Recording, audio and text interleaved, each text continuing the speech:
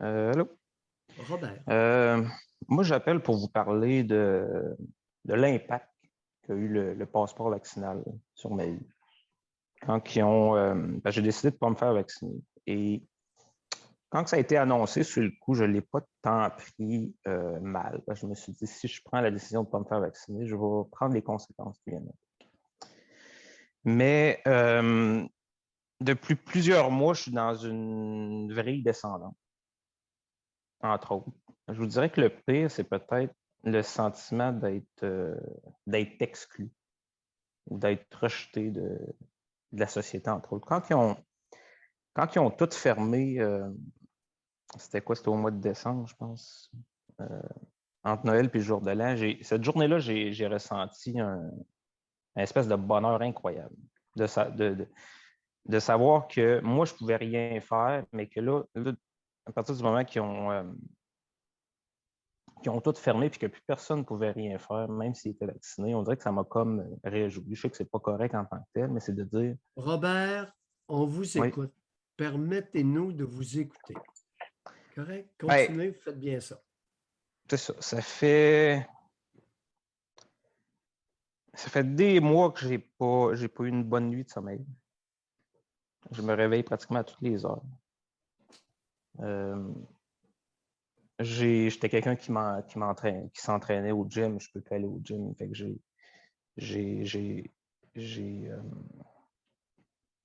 j'ai plus la possibilité de m'entraîner. Puis je pense que ça a eu vraiment un impact, un gros impact, je dirais, sur ma santé mentale en tant que telle.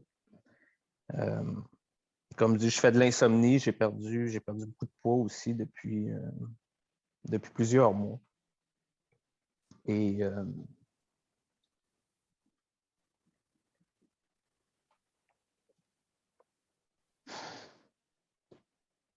c'est ça, en gros. Continuez, Robert. Ben, Vous avez arrêté comment je- sur un point douloureux. comment? Vous avez arrêté de parler sur un point douloureux qui s'en venait. Ben, c'est que il y a plus rien, j'ai plus d'espoir de quoi que ce soit en tant que tel. Je, je suis pas capable de.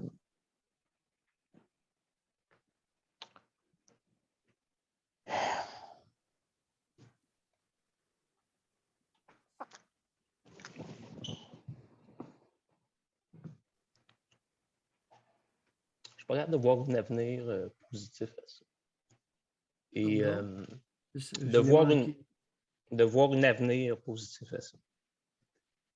Et quand je pense que tout ça, en grande partie, à moins que ce soit dû à autre chose, mais est dû au fait que j'ai décidé de ne pas me faire vacciner. En même temps, j'entends peut-être les gens dire, ah ben gars, fais-toi vacciner, tu vas pouvoir retourner dans la société puis faire comme tout le monde. Mais je prends exemple une annonce qu'il y avait du gouvernement, je pense, qui a été faite par la CSST, qui disait le Québec a besoin de tous ses travailleurs. Et j'étais une personne, j'étais camionneur, quelqu'un qui travaillait 70 heures semaine dans la classe moyenne qui payait beaucoup d'impôts. Puis en ce moment, comme je vous dis, je suis en arrêt de travail. Je fais rien de mes grandes journées, je dors, mais comme je dis, je dors. C'est un grand mot. Puis c'est ça, c'est l'effet que ça a eu d'empêcher les gens comme moi, qui étaient des gens qui faisaient partie, prenaient part activement à la société et qu'aujourd'hui sont sur le bord du gouffre. Je vais dire ça de même.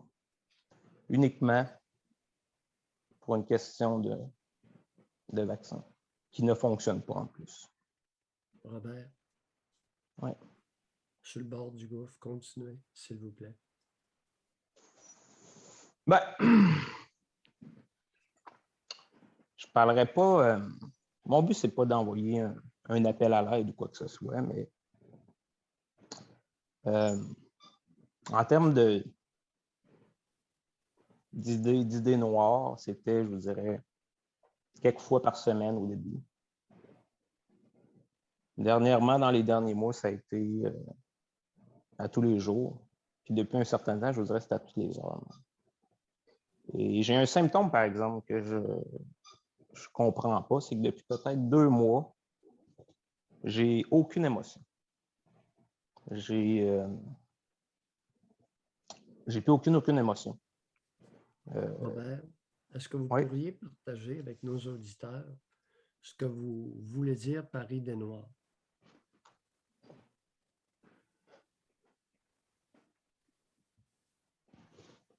Quand tu passes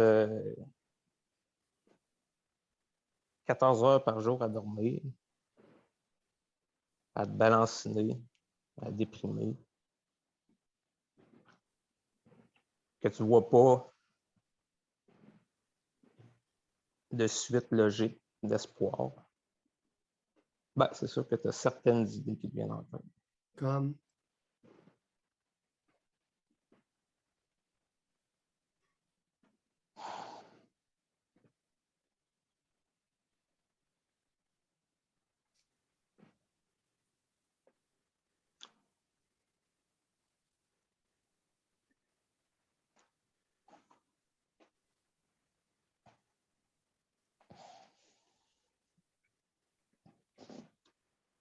Je vais être honnête avec vous, je n'ai pas envie de mourir.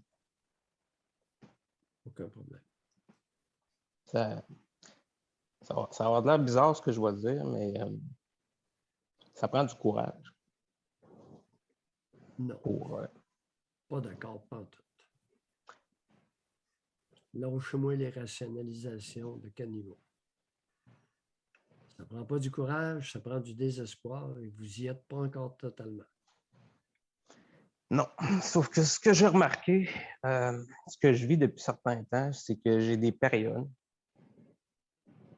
Tu sais, quand on dit qu'on est dépressif, on n'est pas, c'est bon, on est dépressif une grande partie de la journée, mais je vous dirais peut-être 23 heures sur 24. Ce qui a été le plus spécial, c'est que ça s'est mis sournoisement, tranquillement.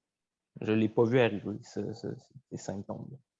Mais j'ai des périodes qui durent quelques secondes, je dirais, ou quelques minutes. Oui.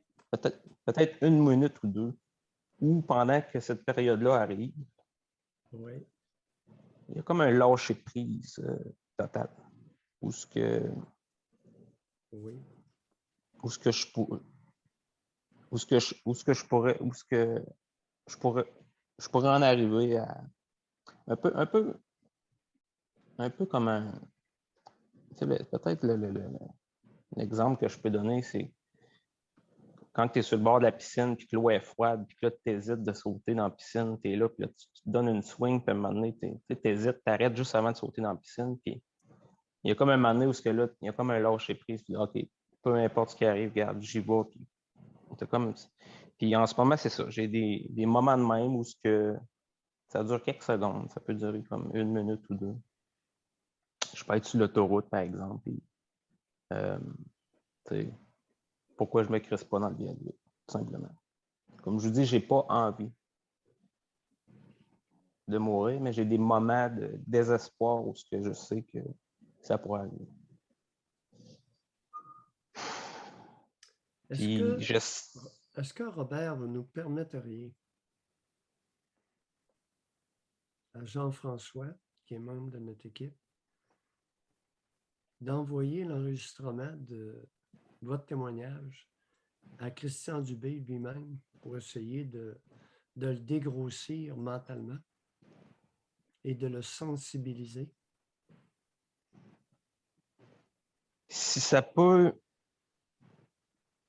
Si mes mots peuvent démontrer comment une personne qui avait une vie normale peut en arriver dans une vraie, comme j'en suis rendu, au point où il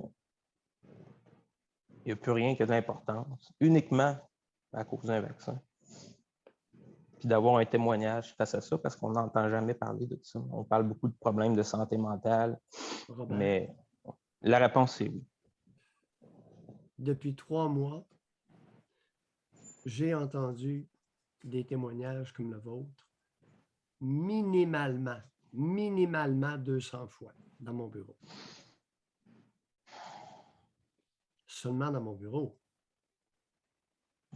Puis je dirais plutôt 250, ça doit friser le 300. Dans mon bureau. Robert, vous venez de rendre un grand service. Et tenez-nous au courant. Rappelez-nous quand vous voulez, d'accord? Oui. Bonne journée. Merci. On ne lâche pas. On va les avoir, les Anglais.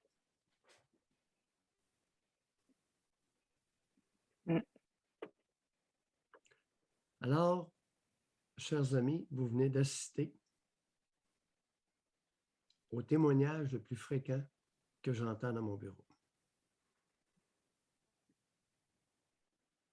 Est-ce que j'ai trafiqué, influencé l'opinion de Robert d'une quelconque façon?